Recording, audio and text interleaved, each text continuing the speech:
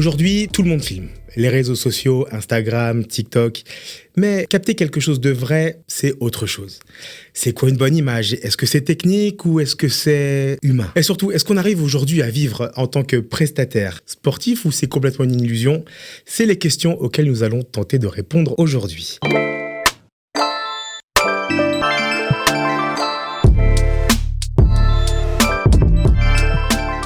Salut à tous, c'est Greg. Bienvenue dans Entre deux Woods, le podcast qui donne la parole à ceux qui font vivre le CrossFit différemment en France. Vous êtes de plus en plus nombreux à suivre l'aventure Entre deux Woods et donc pour ça, merci du fond du cœur. Tous les liens de visionnage et d'écoute sont disponibles en description et dans les différentes bios. Mon invité du jour, c'est une personne de l'ombre, mais qui met en lumière les autres. On le voit quasiment jamais sur les images, mais ces images font partie des images les plus vues de la communauté CrossFit en France. Il couvre avec sa caméra les plus grandes compétitions. Il compte plus de gigaoctets de vidéos que de kilos sur son snatch.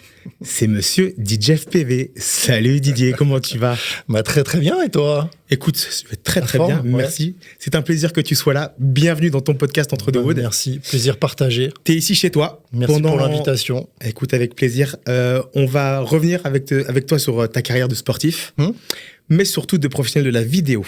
Est-ce que ça te va? Très bien. Bon, la carrière de sportif, ça va aller vite. Ça va aller vite.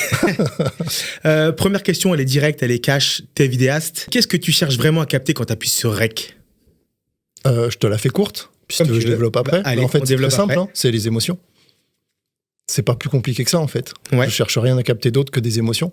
Après, comment les retranscrire, c'est autre chose. C'est autre chose, okay. Mais c'est carrément des émotions. Est-ce que tu filmes qui à côté aussi, ou est-ce que tu recherches la performance ou pas du tout? Ou c'est vraiment l'émotion? Ouais, non, c'est vraiment l'émotion. La performance, elle vient après. Parce que la performance de qui, en fait? Ça dépend si tu filmes un top athlète qui va aux Games ou l'athlète de la boxe qui vient de faire son premier box jump alors qu'il avait peur de sauter. Enfin, dans les deux cas, c'est de la performance et dans les deux cas, il y aura de l'émotion associée. Moi, c'est ça que je vais chercher. Ça, tu cherches. En préparant cette émission, je me suis renseigné sur toi, sur ton parcours, etc. J'ai appris que tu avais commencé ta carrière sportive par le rugby. Ouais. Quel poste tu jouais et où? Tu dirais quoi? En me voyant comme ça, là. Arrière? Voilà, très bien. Eh ben non, pas du tout. J'étais pilier gauche. Ok. Donc tu vois, j'étais pas 15, mais j'étais numéro 1. D'accord. J'ai fait tous les postes de la première ligne, mais plutôt gauche, talonneur. Ok. Pour petit à petit, parce que j'ai un petit peu fondu, j'étais un petit peu plus en chair. Tu vois, quand on commence pilier, généralement, c'est que t'es pas un petit gringalet. T'es balèze. Et après, plutôt troisième ligne. Et après, les croisés, tu connais quoi. Ah. Tu jouais où? J'étais dans un club de Haute-Savoie qui s'appelle Remilly, là où j'ai grandi en fait, une petite ville entre Annecy et Aix-les-Bains. Et donc pourquoi t'as arrêté? Un premier ligament, un deuxième ligament, opération, répété, opération, répété. Okay, t'as dit on arrête les frais, quoi. J'ai dit on arrête. Je veux pouvoir continuer à marcher. Exactement, je vais faire de la musique, je vais faire tout à fait autre chose.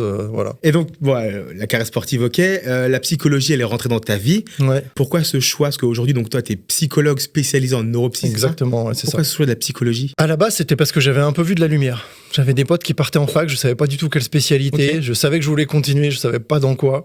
La psychologie, c'était cool, c'était simple. Et finalement, ce que j'ai fait, donc psychologue spécialisé en neuropsychologie, c'est pas du tout ce que j'avais dans l'idée à la base.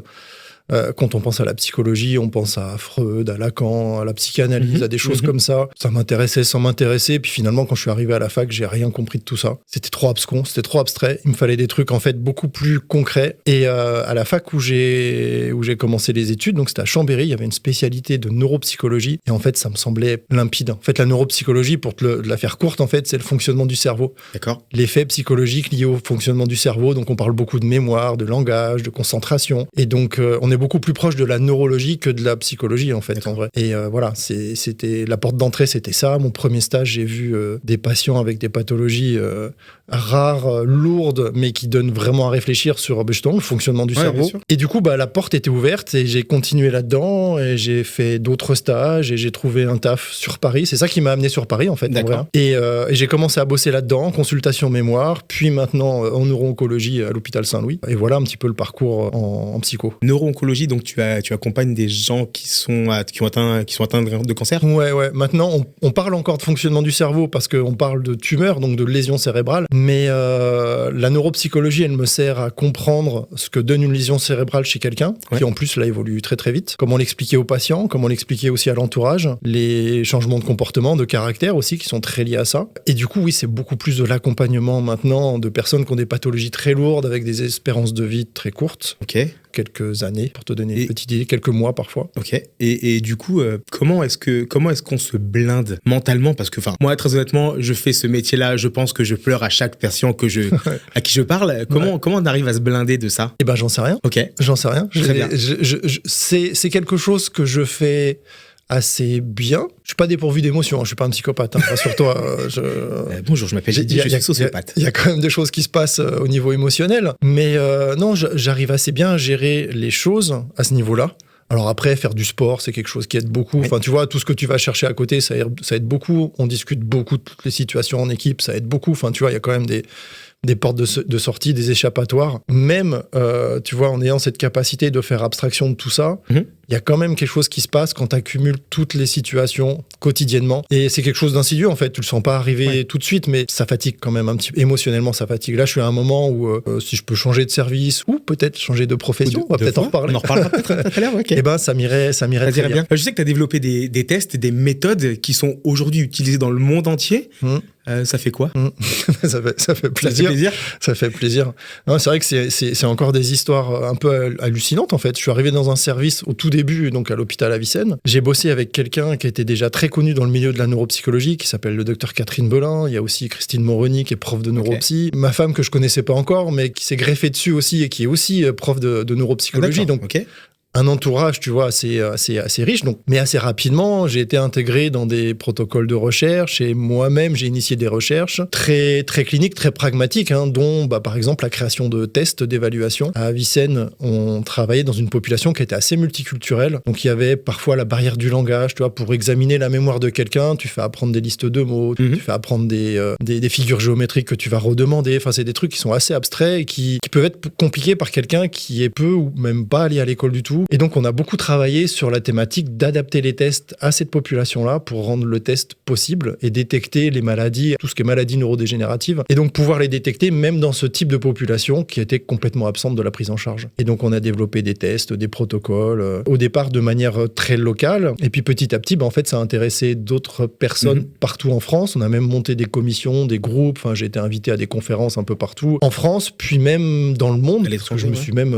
moi qui ai un anglais qui est quand même assez médiocre, j'ai quand même fait donner des conférences en anglais en expliquant mon test, ce que je faisais, etc. Donc ça m'a amené quand même pas mal de choses intéressantes qui se sont passées autour de mon métier. En gros, donc si je résume, t'es rentré parce qu'il y avait de la lumière. Ouais. Mais aujourd'hui, c'est toi qui renvoies la lumière, c'est ça? C'est une belle manière. C'est beau, ouais, il y a un peu ça. Si on revient au sport, le CrossFit, c'est venu comment? Je crois que c'est ta femme, c'est ça qui t'a initié? Alors là, pour le coup, j'ai pas vu de lumière. À la base, je voulais pas. Il y a un truc qu'elle me redit souvent et que je disais volontiers au début. En fait, elle faisait de la boxe et le CrossFit, c'était quelque chose qu'elle faisait pour se préparer à la boxe. Et quand je l'ai rencontrée, elle commençait un petit peu cette démarche d'entraînement physique avec le CrossFit et elle commençait aussi à vouloir arrêter la boxe. Et je la voyais s'entraîner, elle me parlait du CrossFit. Je fais, écoute, moi je cours de temps en temps, ça me va très bien. Je me fais mon 10K 2 fois par semaine et puis tout va bien. Et ton sport de con, jamais j'y toucherai. C'est souvent la première réaction qu'on a. Pour te dire, voilà. Et elle me disait quand même de temps en temps, mais tu sais, c'est quand même un peu plus complexe que la course. Tu vas peut-être découvrir des nouvelles sensations. J'étais un peu buté. Non, écoute, ça va. J'ai pas forcément envie. Et puis, un jour, j'ai franchi la porte d'une box. Laquelle? C'était à Lille, je ne sais plus laquelle c'est. Je vais pas la citer parce qu'il y en a plusieurs. Je vais sûrement faire un impair. À l'époque, j'étais vraiment pas dans le game, donc je sais pas. Et j'ai fait un WOD à base de beaucoup de traction.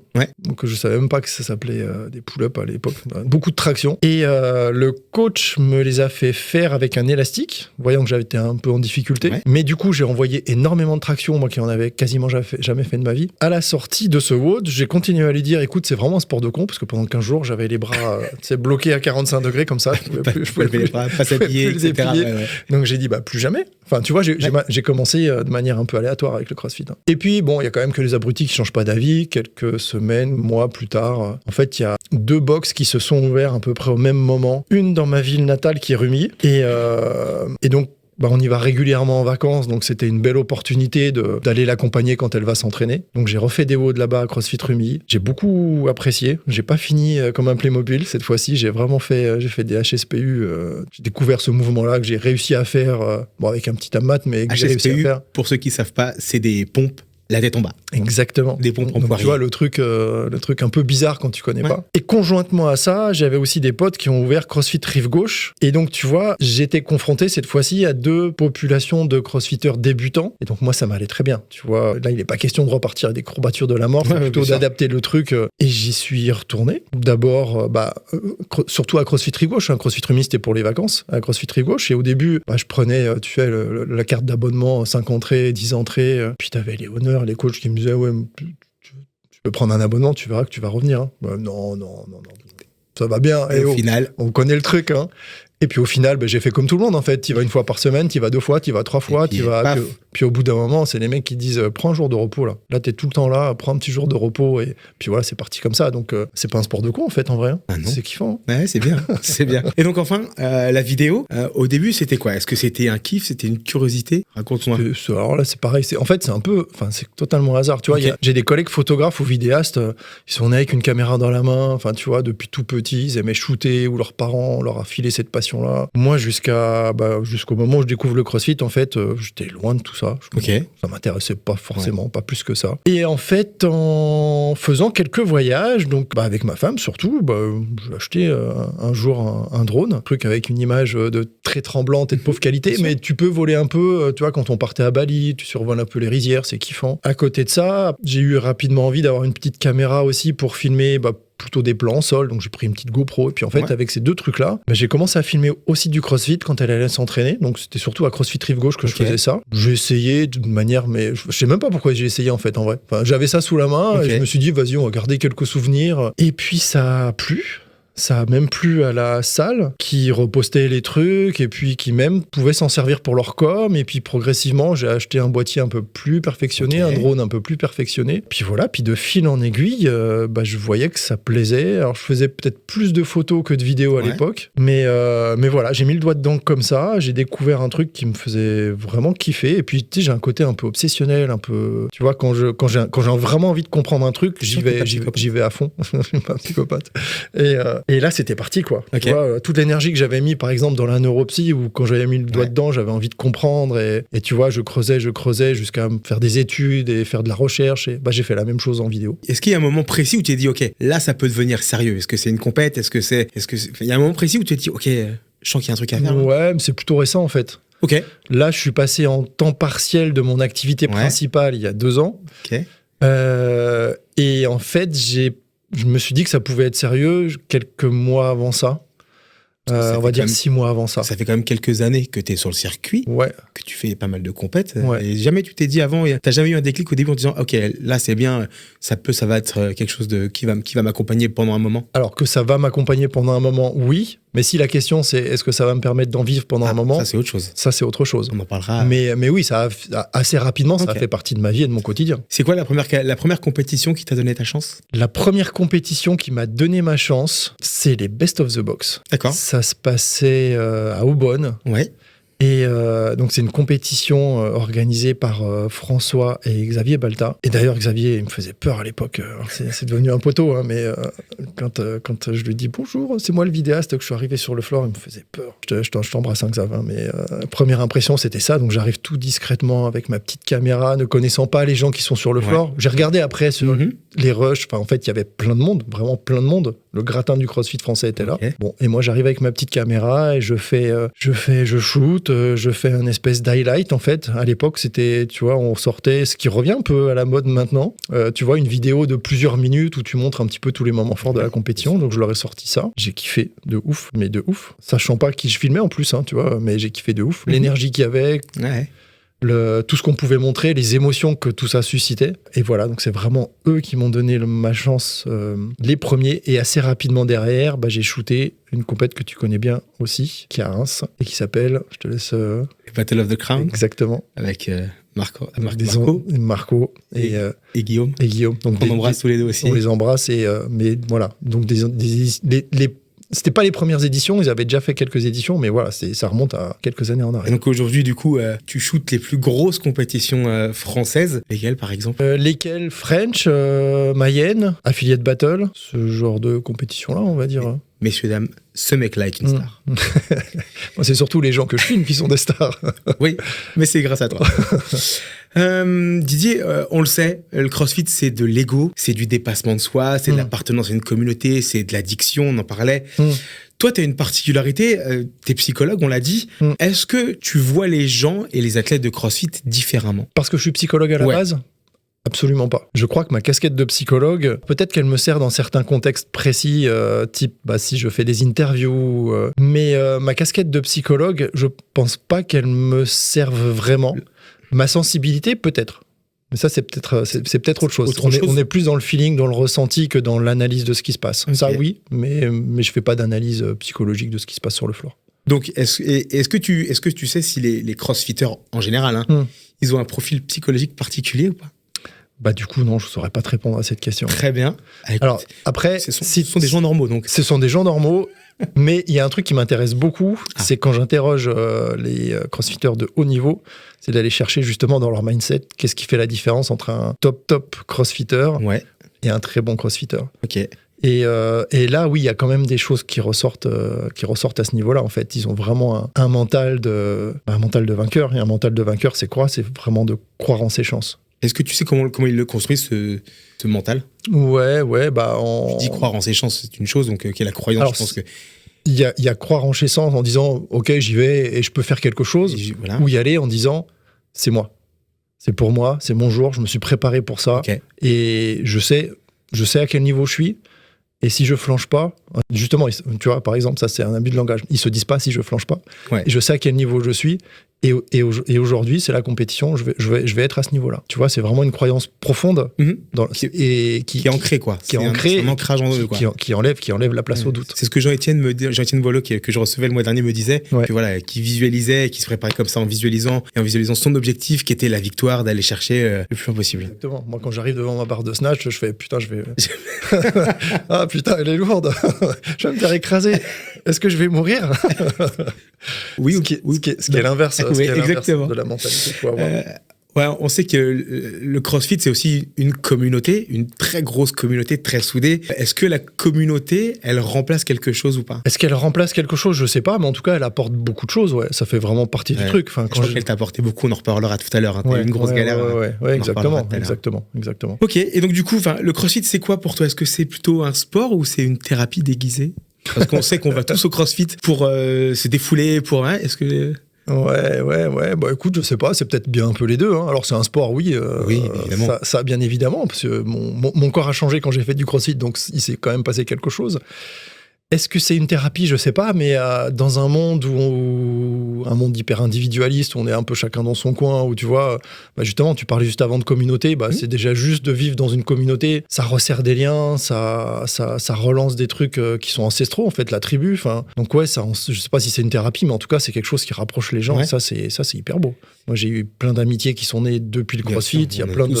C'est tous. On a tous une deuxième maison, c'est notre box. Exactement. C'est bien exactement. Ça. Voilà.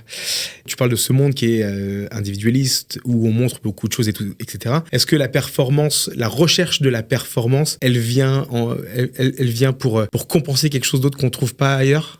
J'ai un petit peu de mal à répondre à cette question. Je ne sais pas si ça vient compenser, mais en tout cas, ce qui est sûr, c'est que la performance, je parle de performance à tous les niveaux, top athlète ou tu vois, à mon niveau personnel. Tu vois. Amateur. Amateur, moi, c'est du CrossFit santé. Exactement, comme la plupart des gens. Comme la plupart des gens, comme 99% des gens. Je pense que la performance, en fait, ça amène énormément de confiance en soi. Tu vois, moi, c'est un truc... s'il y a un truc qui a changé aussi, alors outre physiquement, parce que on change physiquement aussi, c'est la confiance en soi. tu fais des trucs que jamais tu pensais faire.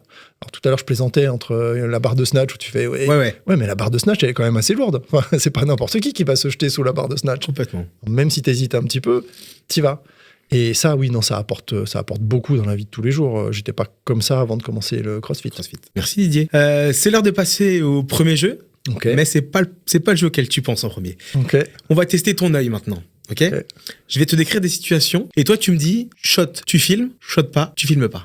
Quel que soit le contexte. Quel que soit le contexte. Quelle que soit la compétition, vas-y. Attention, t'as pas le droit de te défiler. Je veux que tu te justifies et que tu assumes ton regard. Vas-y. Alors, un athlète qui rate une barre et qui explose de colère, est-ce que tu shottes ou tu shottes pas? Je shotte, ouais. Ouais. Tu montres la colère? Est-ce que ça fait partie des émotions humaines? Alors, après, ça va être facile parce que je peux te le dire à chaque question. Je shoot, oui. Est-ce que je le monte derrière? Voilà. En fait, faudrait peut-être que tu me dises, est-ce que tu le mets dans ta vidéo? Prends-le comme ça alors. Tu montres ou tu montres pas? Est-ce que je le montre? Non, pas forcément. Enfin, je veux dire, si ça apporte rien dans mon storytelling et je vois pas trop ce que ça peut apporter dans le storytelling, je le mets pas. Donc ouais, on va dire ça. Les choses montres ou tu montres pas? Que je montre ou que je montre pas. On fait ça. Un ou une athlète qui pleure seule dans son coin après un event qu'elle a raté. Oui. Tu montres? Oui. Alors après, il y a aussi est-ce qu'elle pleure de joie, est-ce qu'elle pleure de tristesse, et tu vois, à quoi ça renvoie en fait. Mais ouais, non, ça peut se montrer, ouais. Un mec qui gagne et qui cherche la caméra directe, tu montres ou tu montres pas? Ça peut faire des belles images en vrai. Ouais, ça peut faire des belles images. Ok. Et souvent, ils savent bien la plupart des athlètes savent où est la caméra. Et non, ça peut faire des belles images. Je prends. Tu prends. Ouais. Un athlète qui refait une scène pour faire une belle vidéo. Qui refait une scène, qui refait une barre, qui refait une performance. Non. Ce sera pas forcément spontané. Enfin non. Après, si c'est un shooting, tu vois, où moi je leur demande souvent de refaire plein de plans. Tu vois, dans des shootings. Mais si on est sur une compétition, non. C'est le one-shot qui compte. C'est le spontané, l'authentique, ouais. Ok. Ah ouais. Un moment ultra stylé, mais qui est complètement fake. Non. Très bien. Très bien. Je réfléchis un peu, mais non. Ok. Non, absolument pas. Parfait. On va parler de ton autre activité, et dans le cadre du jeu. Une mariée qui fond en larmes avant d'entrer dans l'église. Tu shottes ou tu shottes pas? Oh bah oui. Tu montres? Ouais, ok. Là, c'est pareil, ça dépend, mais a priori, on va dire que elle est contente de ce qui se passe, et qu'elle est émue, et que je montre. Elle se barre. Ça, je montre. Si elle pleure parce qu'elle regrette et qu'elle a envie de partir. Est-ce que tu filmerais à distance ou est-ce que tu te rapprocherais? Moi, je lui mettrais pas la caméra sous le nez, ça c'est sûr. Mais d'accord, mais ouais. Ok. Un ou une mariée qui n'a aucune émotion. Ouais, c'est pas possible ça. Mais oui, ça se shoot quand même. Ça se shoot quand même. Ouais, de toute façon, pour les mariages, c'est un peu particulier. Les compétitions de CrossFit, t'as 500 athlètes, là, il y a 2 personnes. Ouais. Et donc, tu fais le focus sur ces 2 personnes, quoi qu'il se passe. Ok. Eh ben, merci Didier pour ta franchise. Avec plaisir. Didier, tu fais des vidéos, donc depuis quelques années maintenant. Tu as décidé de te professionnaliser un peu dans le domaine. Ouais. Tu proposes de nouveaux formats qui sont orientés plus création de contenu. Est-ce que ta présence sur les réseaux sociaux, elle est importante? Je sais pas si elle est importante, mais elle est un peu travaillée, on va dire. Oui, c'est quelque chose sur lequel je réfléchis un peu, et je réfléchis pas forcément tout seul. Je me fais beaucoup aider de quelqu'un qui s'appelle Marion Perrin et qui est community manager, qui me guide en fait. C'est pas elle qui fait ma com, mais c'est elle. Enfin, tu vois, régulièrement, une fois par mois, on se fait des brainstorming et je lui dis, j'ai ça comme idée, t'en penses quoi? Est-ce que toi, t'as des idées de contenu qui pourraient être intéressants? Et tu vois, c'est ce qui a amené petit à petit, peut-être l'idée des carousels où je livre un peu des tips ou des petites vidéos où je montre un peu comment je fais les choses, ou de filmer des petits vlogs, des petits behind the scenes. Voilà, il y a tout ça que je travaille, que je prends plaisir à faire. C'est kiffant en fait de faire tout ça. Avant que je mette le doigt dedans, je me dis ça va être du temps en plus, ça va être. Finalement, c'est vraiment intéressant. Puis j'ai beaucoup de retours positifs en fait. Tu vois, je le fais parce que j'aime bien communiquer sur ce que je fais. Enfin, tu vois, quand j'étais psy, je donnais beaucoup de cours, de conférences. Enfin, tu vois. Et de formation des professionnels qui travaillaient dans le même milieu que moi. C'est un peu la continuité de ça en fait. J'aime bien transmettre. À partir du moment où j'ai acquis un savoir, j'aime bien le transmettre. Donc c'est travailler et c'est du kiff. C'est beaucoup de kiff. Est-ce que tu monétises les contenus que tu postes? Est-ce que je monétise les contenus que je poste? Tu veux dire les carousels et tout ça? Est-ce que Non, tout ça c'est... Les vidéos, tout ça, tu...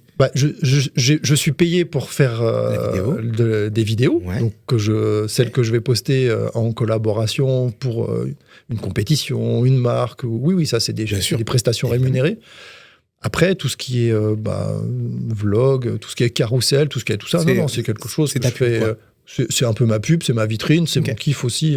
Et comment t'expliques qu'une vidéo peut cartonner sur les réseaux sociaux qu'une autre ne marche pas du tout? Bah écoute, si je le savais... Si tu fais la même vidéo, par exemple... Si je le savais... Non, en fait, il y a pas de formule magique pour ça. Il y a certains paramètres qui sont hyper importants et qui changent au mesure du temps. Il faut draguer l'algorithme pour que ça marche, ce que j'aime pas trop faire. Il faut aller chercher le hook, enfin, tu vois, les 3 premières secondes, est-ce qu'elles vont être décisives ou pas? Est-ce qu'elles vont te permettre de scroller ou pas? Enfin, il y a toute une réflexion par rapport à ça. Si tu veux, moi, par rapport à tout ça, je suis un peu entre deux mondes, en fait. J'ai une vision qui est très cinématique, de la vidéo. Ouais. J'aime bien les belles images, j'aime bien... Tu vois, quand tu vas voir Dune au cinéma, t'as tes popcorn sur le genou et le film, il met 10 minutes à commencer. Pendant 5 minutes, tu vois du désert, t'entends des sons, t'entends des trucs, mais tu restes. Bon, t'as payé ta place, tu ressors pas. Oui. Sur Instagram, c'est pas du tout comme ça. Il faut qu'il se passe plein de trucs dans les 3 secondes, sinon tu restes pas. Ma philosophie, en fait, c'est d'essayer d'un peu de conjuguer le meilleur des deux mondes et de faire des choses qui soient beaux. Il y a des émotions, il y a des histoires, il y a du contenu, il y a du sens, et qui en même temps puissent faire des vues sur les réseaux à l'heure actuelle, que ce soit du contenu sur YouTube ou sur Instagram. La logique est un petit peu différente, mais quand même, faut arrêter le scroll et faut faire des vues. Je sais pas s'il y a une formule magique. J'essaye de travailler pour faire mon rêve. Ce serait de faire un gros banger avec un truc hyper quali, ce qui a pu déjà être le cas, mais tu vois, de renouveler ça et tu vois, de vraiment aller chercher ça en fait, de faire des trucs qui cartonnent, mais en étant hyper quali. Donc j'ai vu, tu prépares des portraits, notamment d'athlètes. Ouais.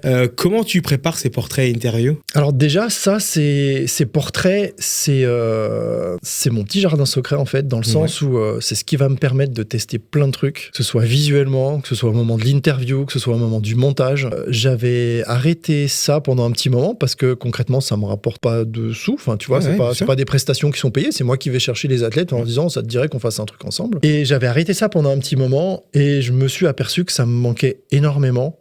J'étais arrivé même à un moment donné l'année dernière où j'avais bossé beaucoup, j'étais un peu épuisé de tout ce que j'avais pu prendre comme presta. Enfin, tu vois, j'étais pas en burn-out, mais pas loin.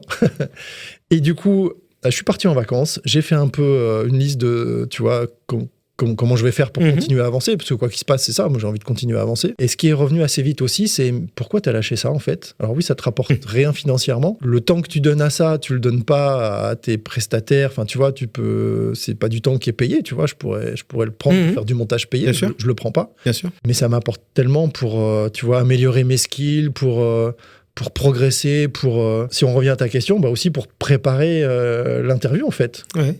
Un peu ce que tu as dû faire, je pense, pour m'interroger là aujourd'hui. Tu vois, tu vas chercher un petit peu des infos sur la personne, tu vas essayer de la connaître un petit peu, et puis tu vas essayer de gratter un petit peu, parce que tu as une image, il y a une image sur les réseaux, mais qu'est-ce qui se cache derrière en fait? Le mindset du sportif, tu vois, toutes ces questions-là, c'est ça que je vais essayer d'interroger. Et comment je le prépare? Je me pose, j'ai mon notion devant les yeux, et puis tu vois, j'essaye de... Après, il y a un peu des questions qui reviennent un peu tout le temps, mais bien sûr. Mais selon la personne, il y a quand même des choses que je vais adapter, et ça aussi, c'est un kiff...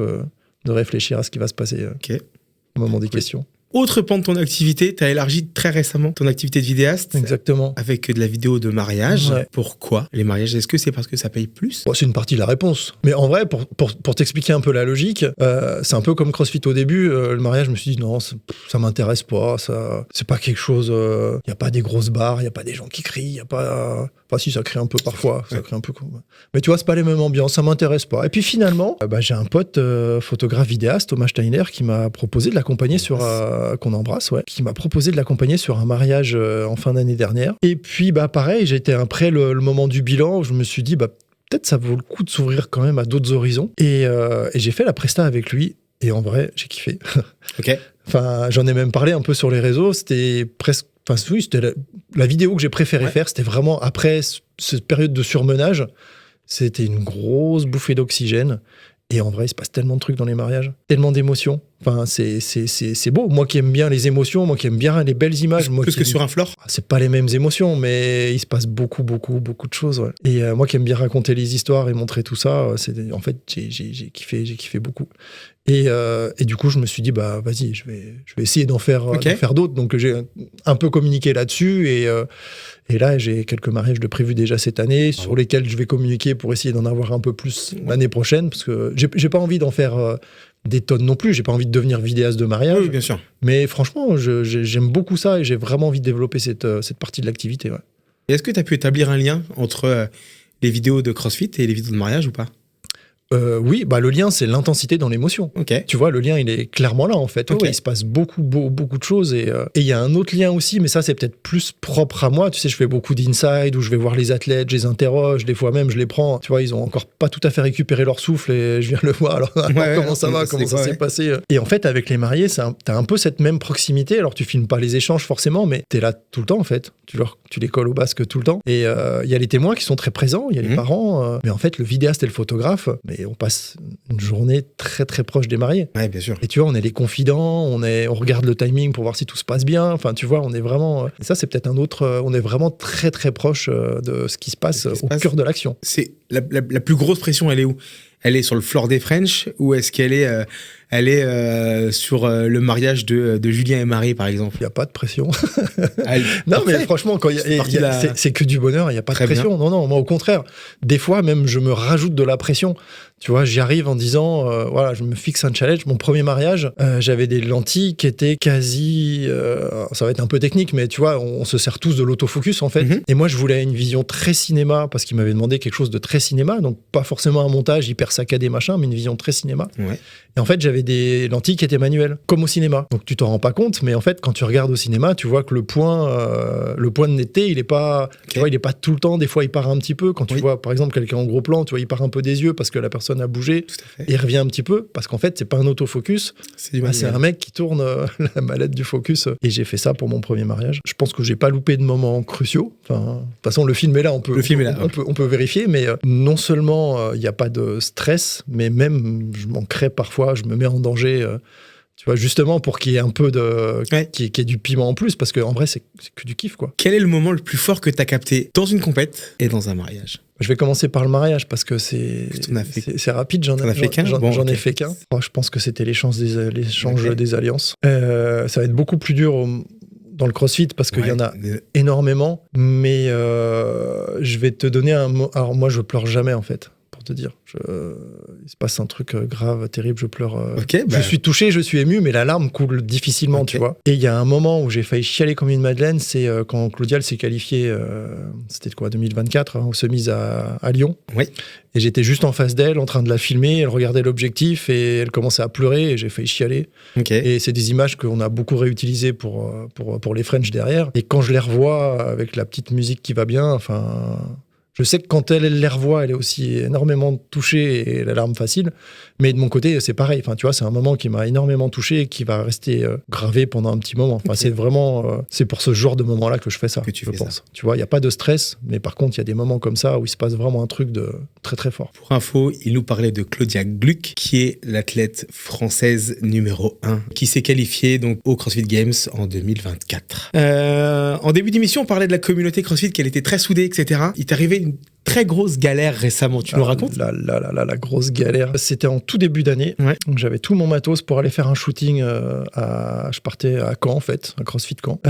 J'allais voir Steven Taillefer pour faire son self-portrait. Donc je prends un TER. Je monte dans mon TER. Mon sac photo, c'est un sac énorme. Alors, c'était un sac énorme, on va parler au passé, parce que maintenant, j'ai changé un peu de... Maintenant, c'est un sac beaucoup plus petit, avec du matériel plus compact, qui reste à mes pieds dans le train. Mais donc là, c'est un sac énorme, donc j'ai pas d'autre choix que de le laisser, sur les porte-bagages. Avec, il y avait ma valise de light et ce gros sac. Et je m'assois dans le train avec mon sac, tu vois, un peu en visu. Il était derrière une vitre, à peut-être 10 mètres de moi, mais je le pose, je le vois là. Et je vois quelqu'un qui se pose à côté. Et de ce que je vois, de ce que je perçois, c'est quelqu'un qui ouvre son sac, qui prend peut-être une bouteille d'eau, un sandwich. Enfin, je voyais pas très bien avec la vitre. Je le vois un peu rester, je trouve ça bizarre, je me lève, mais à ce moment-là, en fait, le train n'était pas parti. Et les gens sont en train de s'installer parce que le train va bientôt partir. Donc, j'ai un petit peu de mal à cheminer pour aller jusqu'à mon sac. Et moi, ce que je perçois, c'est quelqu'un qui sort sa bouteille d'eau et son sandwich. Tu vois, j'ai pas d'autres perceptions à ce moment-là. Donc, tu te mets pas à courir, à gueuler. Sinon, là, tu passes pour un psychopathe, vraiment. Et le mec, je le vois fermer son sac, descendre du train. Mais là, encore, dans ce moment-là, tu te dis pas, je viens de me faire taper mon matos. Donc c'est pareil, tu te mets pas à courir en bousculant tout le monde et en gueulant et en essayant de choper le mec qui est en train de descendre. Je me rapproche, mon sac est fermé, je passe devant mon sac, je regarde, plus personne sur le quai. Le mec avait disparu, il y avait un escalier qui était juste là devant la sortie du train. C'est des professionnels, hein. Les mecs sont très très forts pour, tu vois, j'ai vu faire le truc, mais j'ai pas pu réaliser à 100% que j'étais en train de me faire taper mon matos. Retourne au sac. Je t'ouvre le sac et là, plus rien. Plus rien. Si, il me restait mes batteries, il me restait tous les petits trucs pas chers. Les boîtiers. J'avais 2 boîtiers, les objectifs. 4 objectifs, 10 000 balles de matos, envolés en 20 secondes. C'était quoi la réaction de la communauté? Eh ben, c'était fantastique. Parce que tu l'as publié. Alors, t'as publié ça, t'as publié une story. Ouais, du coup, je me rappelle, t'as publié une story en disant que tu t'étais fait voler ton matos. S'il y en a qui savent quoi faire dans ces cas-là, voilà. Dites-moi. Voilà, des pistes, commissariat, etc. Et donc, la communauté, elle a réagi comment? C'était assez exceptionnel. Je m'attendais, mais vraiment pas du tout à ça. Il y a une cagnotte qui a été créée par Ophélie, que j'embrasse aussi, qui a été largement relayée, qui a été largement remplie aussi. Enfin, franchement, j'étais hyper touché, hyper ému par tout ce qui s'est passé. Et je réalisais même pas, en fait. Parce que je pensais pas... Enfin, tu vois, je m'attendais pas du tout à un tel élan. Alors, oui, la communauté CrossFit, il y a une belle communauté. On sait qu'il y a beaucoup d'entraide, il y a beaucoup de choses. Mais à ce point-là, enfin, c'était énorme, quoi. Tous les messages que j'ai reçus qui valent aussi, tu vois, encore beaucoup plus que financièrement ce que ça a pu me rapporter. Enfin, c'était énorme. J'ai reçu un soutien fabuleux, en fait, qui me motive encore plus, qui m'a beaucoup touché et qui me donne envie de rendre encore plus derrière. Enfin, tu vois, j'ai pas envie de lâcher ce sport. Enfin, il m'a tellement apporté. On en a discuté avant, mais avec ce qui s'est passé là, enfin, tu vois, c'était assez fabuleux. Donc, ça m'a permis de réinvestir dans une partie du matos. Bien sûr. En vrai, j'avais un tournage dès le lendemain, une prestation rémunérée. J'en avais d'autres rémunérées juste après. Donc, dans la journée, j'ai vidé mon compte pour me racheter boîtier, objectif. Et ensuite, j'ai pu réinvestir. Il y a encore des crédits qui tournent, mais j'ai pu réinvestir dans d'autres... J'ai récupéré mon setup. Faut finir de le rembourser, mais j'ai récupéré mon setup. Mais cette aide, elle a été fabuleuse. Sur le moment, j'ai peut-être même pas mesuré à quel point... Je pense que sans cette aide financière, peut-être que ça aurait pu s'arrêter là. Enfin, tu vois, c'était quand même vraiment compliqué de se remonter t'as perdu tout ce matos-là, il faut réinvestir dans ce matos pour continuer. Voilà, c'était quand même un passage qui reste encore à l'heure actuelle un peu compliqué. Il va me falloir encore quelques mois pour remonter de tout ça, mais la force que ça m'a donné en même temps, enfin, tu vois, c'est un acte absolument dégueulasse qui m'a enlevé beaucoup, qui a failli faire capoter mon business, mais qui m'a apporté tellement... C'est bizarre de dire ça, mais qui m'a apporté tellement derrière. Tu vois, pour te donner un exemple concret, je fais un peu de coaching vidéo et il y a quelqu'un que je coach beaucoup, c'est Alex en vidéo, je crois, sur Instagram, qui m'a dit, mais tu représentes quelque chose dans le monde du CrossFit. À chaque fois, je lui répondais, mais non, en vrai, si je pars, si je suis plus là, il y en a un autre qui me remplace, et voilà, l'histoire continue. Et il m'a envoyé des messages après tout ça, il m'a fait, t'as vu ce que je te disais? Ouais, en fait, j'ai réalisé, et depuis, je lui dis plus, ok, si je pars, il y a quelqu'un qui me remplace, oui, mais tu vois, là, j'ai mesuré ce que ça voulait dire d'apporter toutes ces images dans une communauté qui, tu vois, toutes ces émotions, tous ces moments-là. Et en tout cas, ça fait chaud au cœur. Enfin, en tout cas, je remercie vraiment tout le monde. Alors, j'ai aussi reçu des messages en disant, parce que je disais merci dans plein de stories, en disant arrête de dire merci. Si on le fait, c'est parce qu'on t'aime et qu'on veut t'apporter des choses. Mais merci à tous quand même. Franchement, c'était comme ça. C'était exactement. Didier, donc il y a ce que tu montres à travers tes vidéos, à travers tout ce que tu fais. Mais il y a aussi la réalité. Tu avais un métier qui était stable. Je pense que tu gagnais correctement ta vie, ou très bien ta vie. Pourquoi cette prise de distance? Stable, hyper stable. C'est fonctionnaire à l'assistance publique. On gagne hyper bien sa vie. Oh, plus ou moins psychologue, c'est pas, on n'est pas très riche quand on est psychologue. Mais en tout cas, oui, tu as la stabilité. Enfin, tu vois, quand tu arrives dans une banque pour faire un crédit, ça se passe bien. Voilà. C'est la passion en fait qui l'a emporté, comme je te disais tout à l'heure. En fait, il y a eu un moment où je me suis dit, tiens, vidéo, ça prend quand même un pas très important sur ma vie, sur mon existence. Je passe beaucoup de week-ends, quasiment toutes mes soirées à faire du montage de la vidéo. Est-ce que je peux pas avoir un retour sur investissement un peu plus important? Et pour le faire, pour que je passe quand même du temps avec ma famille, que je vois grandir ma fille, etc., ce qui est la priorité absolue, et ce que je fais maintenant, il faut peut-être que je professionnalise encore un peu plus cette activité de vidéo. Et pour le faire, il faut que je diminue mon temps à l'hôpital. Est-ce que tu doutes? Ouais, souvent. Ouais. Autant, tu vois, je te dis, j'ai pas peur quand je rentre sur un floor et j'ai pas peur quand je fais une presta. Je prends du plaisir, mais par contre, je doute beaucoup. Hein. Je sais pas si ça va marcher au final. Tu vois, je me suis laissé 3 ans en temps partiel pour voir si je continue, je passe sans full vidéaste, ou si je reviens en tant que psycho. Enfin, tu vois, je me laisse un peu toutes les portes ouvertes pour l'instant. Donc, non, je doute énormément. Ouais. Tu regrettes ton choix ou pas du tout? Non, absolument pas, à aucun moment. Ah non, à aucun moment. Même quand je t'ai dit, tu vois, il y a une période où j'étais un peu surmené en fin d'année dernière. Même à ce moment-là, je regrettais pas du tout ce choix-là. Okay. Ah ouais, non. Est-ce que financièrement, tu t'y retrouves? On va parler cash. Est-ce que financièrement, tu t'y retrouves? Ouais. Ouais, non, ça va. Je commençais avant ça, en tout cas, à être sur quelque chose qui m'allait bien. Ce que je gagnais plus en tant que psycho, je le gagnais avec la vidéo. Tu le récupérais avec la vidéo, ok. Donc ça allait plutôt bien. C'est pas, enfin, tu vois, c'est pas. Oui. On ne devient pas riche. Hein. Enfin, je devenais pas riche, mais je pouvais vivre. Je pouvais vivre décemment. Et aussi avec l'idée, donc dans ces 3 ans, d'avoir vraiment la 3e année où je finis de monter des projets, des choses qui me permettent vraiment de pérenniser le truc. Ouais. Là, je suis pas encore au bout de l'histoire. J'ai essayé de pérenniser tout ce qui est activité en compétition, tout ce qui est travailler, faire du montage pour des marques, enfin tu vois, des choses comme ça, mais j'ai encore d'autres projets qui arrivent et qui, si ça marche, vont me permettre de vraiment pérenniser et puis vraiment pouvoir discuter à un moment donné, est-ce que je passe à 100% ou pas. Ok. Comment tu choisis les compétitions que tu couvres? Est-ce que tu choisis, sans langue de bois, est-ce que tu choisis celle qui paye le mieux? Ah, celle qui paye le mieux? Non. Parce que je sais qu'il y a une partie d'affect, effectivement, tu connais beaucoup d'honneur, tu connais beaucoup d'orgas. Voilà, et je sais qu'on choisit aussi pas mal les compétitions par affinité, certainement. Ouais. Mais est-ce que tu choisis aussi en fonction de celle qui paye ou... Non. Pas ça. Ok, très bien. Franchement, c'est vraiment une histoire humaine avant tout. Et, je peux faire des toutes petites compètes ou des plus grosses. Enfin, il y a ma prestage, la facture, et je vais la facturer. Enfin, tu vois, de la même manière. Hein, donc il y a pas, enfin, petite ou grosse compète. C'est est-ce que la compète est prête à investir ça pour m'avoir sur son floor? C'est surtout ça. Mais je vais pas choisir celle. Je sais pas s'il y a des compètes qui payent même plus que d'autres. Enfin, dans ma manière de fonctionner, en fait, enfin, tu vois, j'arrive et on discute tarifs, et si on s'entend, on bosse ensemble. Et si c'est pas bon, tant pis. Oui. Okay. Comment la famille, elle te soutient dans ce choix d'avoir de carrière, de s'orienter plus vers la vidéo? Comment ça marche dans la maison? C'est le pilier indispensable, en fait. Sans ça, il n'y a rien qui se passe, déjà. Donc, déjà, je les embrasse, je les remercie pour tout ça. J'ai une fille qui va avoir 18 ans bientôt. Qui est surtout avec sa maman, mais que je vois régulièrement et avec qui on discute beaucoup. Elle me suit sur les réseaux, elle me donne des fois des tips. Enfin, J'ai une fille qui a 5 ans, avec qui est sous le toit avec ma femme. Donc, elle, je l'ai tout le temps. Et l'équilibre à trouver entre tout ça, il est hyper important.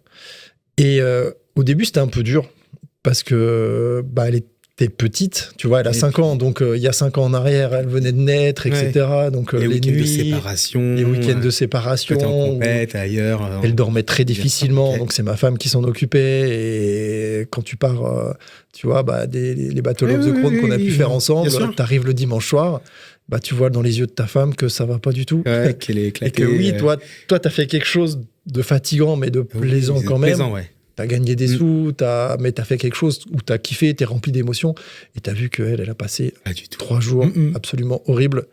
Donc c'était dur au début. Parce que même si elle comprend, elle sait, elle est crossfiteuse elle-même, donc elle sait bien tout ça, mais c'était compliqué. Et puis, la petite a grandi, elle dort un peu mieux, c'est un peu plus facile de la gérer, de la canaliser. Mamie est venue nous rejoindre, elle habite maintenant, sa maman, elle habite à côté de chez nous, donc il y a un relais, quoi. Ça se passe beaucoup mieux. Et donc maintenant, tu vois, c'était difficile, mais ça peut tout à fait se comprendre au début. Mais maintenant, elle est à 100% derrière moi et hyper contente de ce qui se passe. Elle comprend bien ce qui se passe. Elle s'entraîne toujours autant au niveau du crossfit. Elle a du temps pour s'entraîner. Elle fait un peu moins de compète de ce qu'elle faisait avant. Mais oui, non, c'est un soutien. C'est un soutien. Absolument essentiel. Merci beaucoup. C'est le moment du quiz.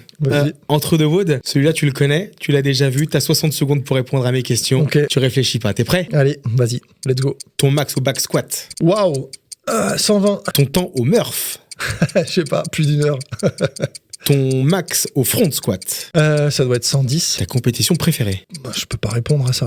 La compétition que moi j'adore que tu filmer. préfères, ouais. Ah, il y en a trop. J'adore Ok. toutes pour différentes raisons, mais non, celles que je fais, j'adore vraiment les faire. Ton max au deadlift. C'est le seul mouvement où je suis un peu fort et je suis à 195. Ton crossfitter préféré. Toi. Oh, merci.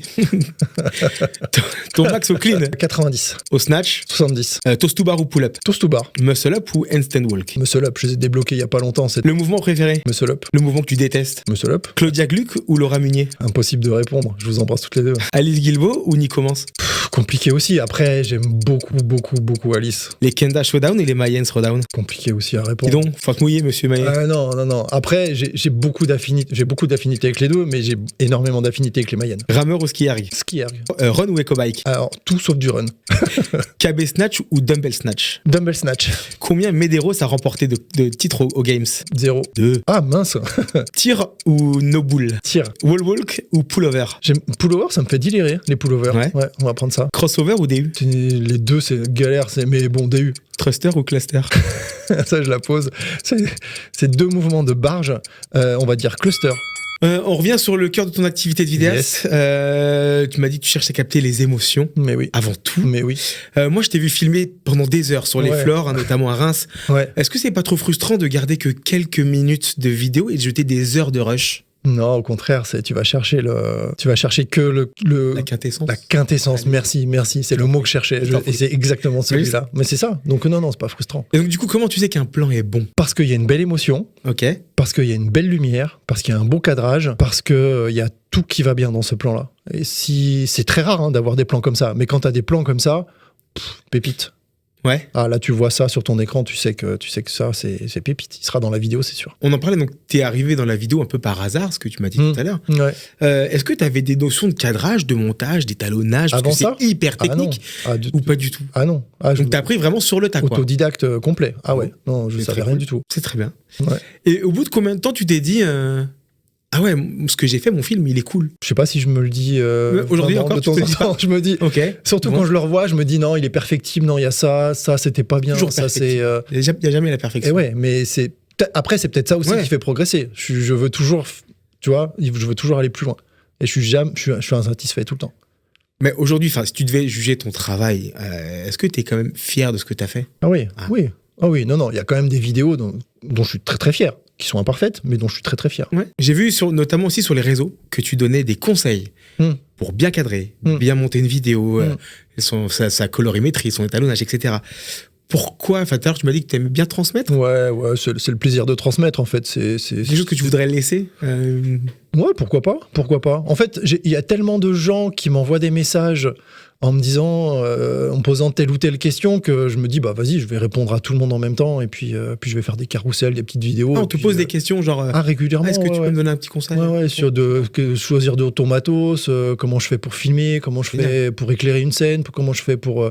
Ouais, non, je reçois pas mal de messages de demandes de conseils, donc c'est ce qui me donne l'idée de faire des formations, de faire des carousels où je monte des tips. Oui, non, tout ça, c'est inspiré de vrais questionnements de gens qui m'ont envoyé des messages. Ouais. Et mais justement, avec tous les outils qui se développent, etc., est-ce que t'as pas peur que les professionnels de la vidéo soient mis un peu de côté? Et je parle notamment d'IA, ce qu'on voit avec ce qu'on peut faire avec Suno ou j'en passe, ou Nano Banana 2 pour l'image. Ouais. On peut faire des trucs de dingue. Ouais, non, c'est ouf. Hein. Est-ce que t'as pas peur que justement l'IA vienne remplacer Bah non, pourquoi elle viendrait nous Je sais remplacer? pas. Je te pose la question. Non, l'IA, c'est un merveilleux outil qui viendra Tu l'utilises en complément. Moi, je l'utilise, ouais. Moi, je l'utilise. Qui viendra en complément de ce qu'on fait.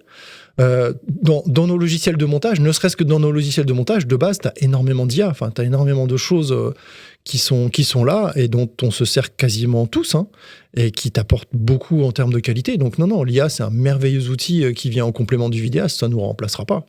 L'IA, il sera jamais sur le floor. Il faut bien l'image de base. Tu peux pas tout expliquer, tout recréer. Donc, non, au contraire, c'est une belle aide que j'utilise, ouais.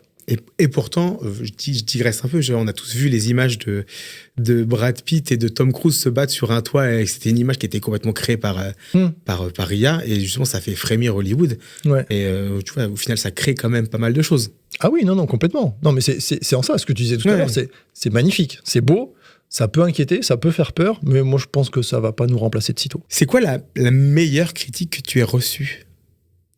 C'est pas assez long. Je parle de la vidéo. C'est pas assez long. Il faut que ça dure plus. J'aurais bien aimé en voir plus. Voir plus? Okay. Ouais, ça c'est un truc. Ouais. Quelle est la pire critique que tu aies reçue? Il y en a beaucoup des pires critiques, mais une qui marque, une qui dit ah putain ça l'épique. J'en ai pas qui me viennent vraiment là à l'esprit. Les gens sont quand même relativement bienveillants. Donc ouais, non, j'ai pas de. Ouais, je suis désolé là, j'ai pas de grain à moudre pour toi. C'est pas grave. Aujourd'hui, tu filmes des moments qui sont très forts chez les autres, mais est-ce que toi, t'as l'impression de vivre les tiens? Ah, de ouf. Ouais. Moi, je te parlais, tu vois, un de mes meilleurs souvenirs quand j'ai vu Claudia, tu vois, pleurer parce que, ben voilà, on s'était annoncé officiellement par le speaker qu'elle était qualifiée pour ses premiers CrossFit Games. Ouais, ça c'est des moments hyper forts. Moi aussi, enfin pour moi aussi, c'était des moments hyper forts. Ouais. Je l'ai suivi une partie de la compétition. Enfin, ouais, non, ça c'est. Moi, je vis mes moments à fond aussi, ouais. Non, je kiffe vraiment. Et ça doit, je pense, se ressentir un petit peu quand je fais des insides et que je parle aux gens, que je les interroge, que je ne peux le faire que si je kiffe. Si je kiffe pas, ça marche pas. Ok. Et j'ai une toute dernière question. Ouais. Et si c'était à refaire, est-ce que tu referais la même chose? Ouais, je pense, ouais. Ouais, je pense, ouais. À quelques détails près, mais grosso modo, je ferais la même chose, ouais. Ok. Ouais. Didier, merci beaucoup. Merci c'est la toi. fin de ton Entre-deux-Wood. Moi, c'était fabuleux. Je t'applaudis. Merci pour ta franchise et ton honnêteté. Est-ce que tu as passé un bon moment? Un très bon moment. Écoute, merci beaucoup. C'est quoi tes prochaines actus? Prochaines actus, ce qui arrive très vite, c'est le French Rodon. Et je crois qu'on se retrouvera sur le floor ensemble. On va se retrouver là-bas. Donc, il y a un beau projet de documentaire axé sur justement nos deux Frenchies dont on espère qu'ils vont se qualifier au CrossFit Games, Claudia et Victor. Et puis aussi plein de moments dans les coulisses, etc. Donc c'est principalement ça. Et puis il y a un projet aussi que je fais avec Océane qu'on va annoncer dans pas longtemps. Un projet de vidéo qu'on va faire pour les honneurs de boxe de CrossFit, pour leur aider en fait à avoir un petit peu plus de prospects sur les réseaux. Donc voilà, on va essayer de développer une offre de vidéos, d'interviews, de moments de vie dans les box, enfin tu vois, de choses qui donnent envie à d'autres de venir s'inscrire dans les box, comme nous on a eu envie à un moment donné de venir s'inscrire. Donc tu vois, rester dans ce qui m'intéresse le plus en fait, l'humain, l'émotion, les gens et voilà, donc les deux grosses actus, c'est vraiment ça. Là. Merci à tous d'avoir suivi cet épisode. C'est un plaisir de mettre en avant des personnalités aussi inspirantes que celle de Didier. Si ça vous a plu, n'hésitez pas à partager, parlez-en, commentez. J'ai besoin de vos retours. Merci à tout le monde pour votre soutien. Il m'est précieux. On se retrouve le mois prochain. Le mois prochain, c'est le mois des French Throwdown, la compétition majeure du CrossFit. On va essayer de frapper très fort pour cette compétition. Donc, restez à l'écoute et les prochains épisodes arrivent très bientôt. C'est tout pour moi. C'était Greg.